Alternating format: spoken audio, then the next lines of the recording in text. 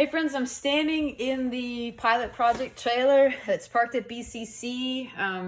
We had made really fast progress with this thing over the summer months and into the fall. And then we hit dead stop with an electrical issue. Had no idea why this whole bank of pot lights was not working, like the whole length of the trailer.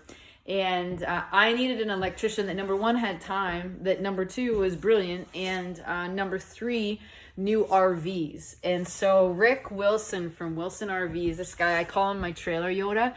The guy's amazing, and he's so methodical. And he said, we'll get her fixed. So waited till after Christmas, right? And then he came in, and he's been working on this thing. And yesterday, he did two things. One, he installed the furnace. We got a new furnace in here, which is this right here. Like, this is really what this is about.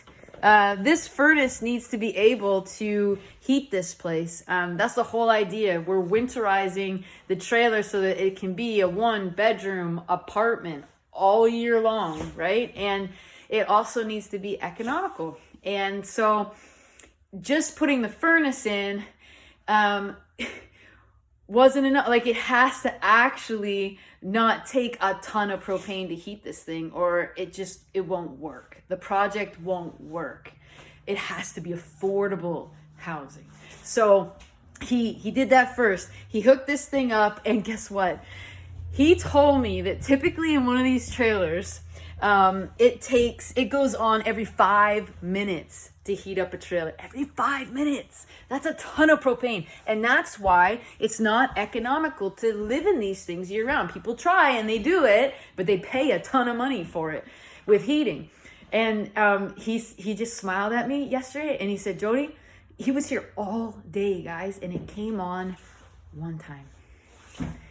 It works. Guys, the spray foam, the windows, the doors, it works. It's economical. And I could be in here in a t-shirt right now. It works. So that was fantastic. But then we had to find the problem with the electrical. And I gave him permission. I said, Rick, if you need to rip out this entire ceiling, do it.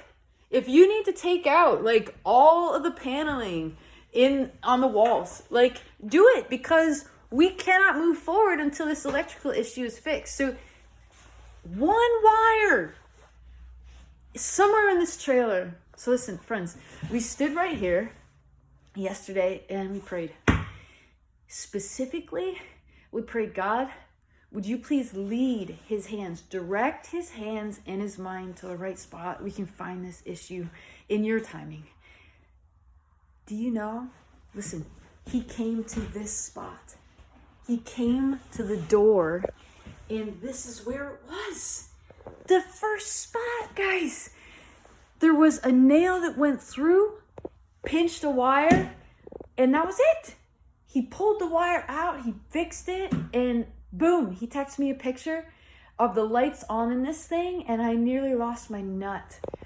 God is in this project. And I'll be honest with you, I didn't know. I didn't know. Like, do we keep going with this thing? Is this God's way of saying, no, switch gears, let's go in a different direction?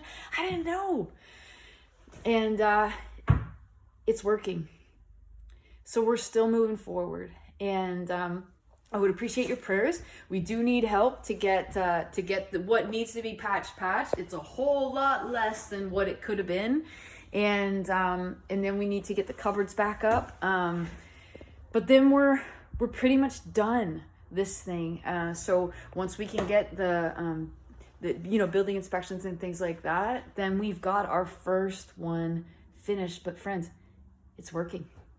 The model works, and that has me pretty fired up today. I just can't stop smiling. So, hey, we're just gonna keep taking steps forward. I am working right now on the pre-consultation zoning application, because we got to get that in and see what the town says, about the zoning and stuff here. That's another big prayer request.